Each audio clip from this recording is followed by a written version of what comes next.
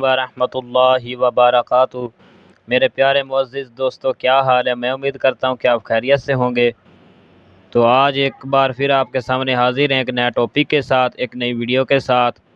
तो मैं उम्मीद करता हूँ कि आज की हमारी ये वीडियो आपके लिए बहुत ही हेल्पफुल साबित रहेगी अगर आप शुरू से लास्ट तक इसको देखते हैं। तो आइए चलते हैं अपने टॉपिक की जानिब। उससे पहले अगर हमारे चैनल पर आप नए हैं तो दोस्तों चैनल को सब्सक्राइब कर दें, वीडियो को लाइक कर दें, ऑल नोटिफिकेशन पे क्लिक करके ऑन कर दें ताकि हम जो भी वीडियो अपलोड करें उसका नोटिफिकेशन सबसे पहले आपको मिलता रहे। तो दोस्तों आज आपको हम बताएंगे खमीरा माजू के बारे में कि खमीरा माजू के क्या क्या बेनिफिट हैं, इसके क्या क्या फ़वाइद हैं और इसको सही इस्तेमाल करने का तरीका क्या है और इससे आप किन किन बीमारियों का इलाज कर सकते हैं। तो आपको ये भी बताएंगे कि हुक्काम हज़रात इससे कितनी ज़्यादा यानी दौलत कमाते हैं, यानी लागत से 10 गुना ज़्यादा इससे कमाते हैं पैसे। तो आपको इसकी सही प्राइस के बारे में बताएंगे, इसके सही इस्तेमाल का तरीका भी बताएंगे। तो शुरू से लास्ट तक हमारे साथ बने रहिएगा। तो दोस्तों ये खमीरा माजू बहुत ही निहायत मुफीद साबित होता है असाबी जिस्मानी कमज़ोरियों के लिए, मोरों के दर्द के लिए, पट्ठों के दर्द के लिए, दिमागी कमज़ोरी के लिए, आँखों के तमाम मसाइल के लिए और तमाम जिस्मानी असाबी कमज़ोरियों के लिए यह बहुत ही हेल्पफुल साबित होता है मरीज़ों के लिए अगर आप इसको सही तरीक़े से इस्तेमाल करते हैं। तो दोस्तों हुक्काम हज़रात ऐसे करते हैं कि 150 या 200 रुपए की इसकी एक डबिया मिलती है पंसार स्टोर से, उसको लाते हैं और उससे कैप्सूल भरते हैं, जो खाली कैप्सूल पंसार स्टोर से मिल जाते हैं या मेडिकल स्टोर से। तो उनको भरते हैं, तकरीबन एक डिबिया से 1000 या 500 कैप्सूल फुल हो जाते हैं। तो आप खुद सोचें कि 150-200 रुपये खर्च कर हुक्काम हज़रात कितने ज़्यादा पैसे कमाते होंगे।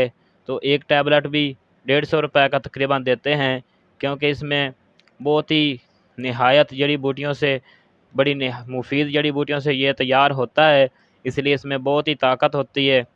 तो ये मोरों के दर्द के लिए बहुत मुफीद है, पट्ठों के दर्द के लिए, जोड़ों के दर्द के लिए, तमाम कमज़ोरियों के लिए। आप समझ गए होंगे मैं किन कमज़ोरियों की बात कर रहा हूँ। तो ये बहुत ही हेल्पफुल साबित होता है।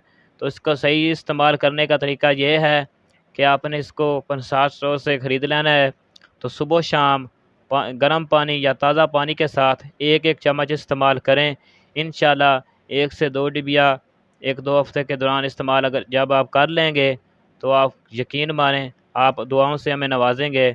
तो मैं उम्मीद करता हूं कि आज की हमारी वीडियो ये आपको पसंद आई होगी। अगर हमारी वीडियो पसंद आए तो वीडियो को लाइक कर दें, चैनल को सब्सक्राइब कर दें, ऑल नोटिफिकेशन पे क्लिक करके ऑन कर दें ताकि हम जो भी वीडियो अपलोड करें उसका नोटिफिकेशन सबसे पहले आपको मिल सके। तो दोस्तों मिलते हैं किसी नेक्स्ट वीडियो के साथ, तब तक के लिए अल्लाह हाफिज़। अस्सलामु अलैकुम वरहमतुल्लाहि वबरकातुहू।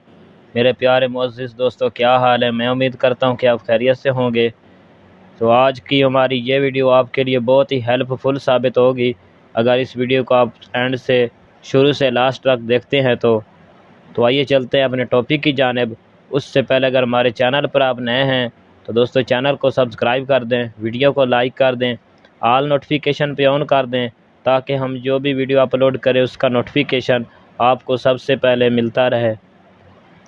तो दोस्तों आज का हमारा यह टॉपिक है कि आप लोगों को, जो गरीब आवाम मरीज़ लोग हकीमों के पास जाते हैं या डॉक्टरों के पास जाते हैं, तो हकीम हज़रात या डॉक्टर हज़रात किस तरीके से आपको चूना लगाते हैं, आपकी जेबों को नोचते हैं। तो ये इस राज से मैंने समझा कि पर्दा उठाना चाहिए, क्योंकि भाइयों को नहीं पता होता तो वो बेचारे मर्ज़ के मारे, परेशानियों के मारे डॉक्टरों को, हकीमों को पैसे देते रहते हैं मुंह मांगे, लेकिन आराम फिर भी नहीं आता। नुस्खा बिल्कुल सादा सा होता है। तो हकीम हज़रात लागत से 10 गुना ज़्यादा आपसे छीन लेते हैं। तो मैंने सोचा आप भाइयों को बता दें ताकि आप अपना इलाज खुद घर बैठे कर सकें।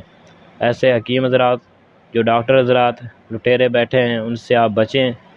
तो दोस्तों राज ये है कि मैं एक हकीम साहब के पास बैठा था, तो उसने कुछ मजून मंगवाए ان کے اوپر سے کور اتار دیا اور اندر جو بیج لگا ہوتا ہے ڈبیا کے اوپر اس کو بھی اتار دیا۔ تو میں نے اس سے پوچھا کہ یہ کیا وجہ ہے آپ اس کو اتار رہے ہیں؟ یہی وجہ ہے کہ لوگ آپ سے لے کر اور کسی کے پاس جا کر یہ حاصل نہ کر سکیں، صرف آپ کے پاس آئیں بار بار۔ تو کہنے لگے یہ بات نہیں ہے، بات یہ ہے کہ حکومت کی طرف سے ہمیں حکم ہے کہ آپ نے اس کے کور اتار کر بیچنا ہے، نہیں تو آپ کو یعنی بینڈ کر دیں گے، بیچنے کی اجازت نہیں دیں گے، تو اس لیے اتارتا ہوں۔ تو لیکن راز یہ تھا کہ وہ جو مجون تھا وہ اصل میں 50 یا 100 روپے کا آتا تھا تقریباً۔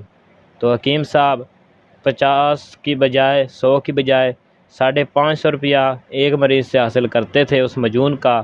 تو وہ ڈبیا میں اوپر جو ہوتا ہے کور اس کو بھی اتار دیتے تھے، جو بین اوپر لگا ہوتا ہے، بیج لگا ہوا تھا اس کا اتار دیتے تھے، اس لیے کہ لوگوں کو اس کے نام کا نہ پتہ چلے، اس کی پرائز کا نہ پتہ چلے۔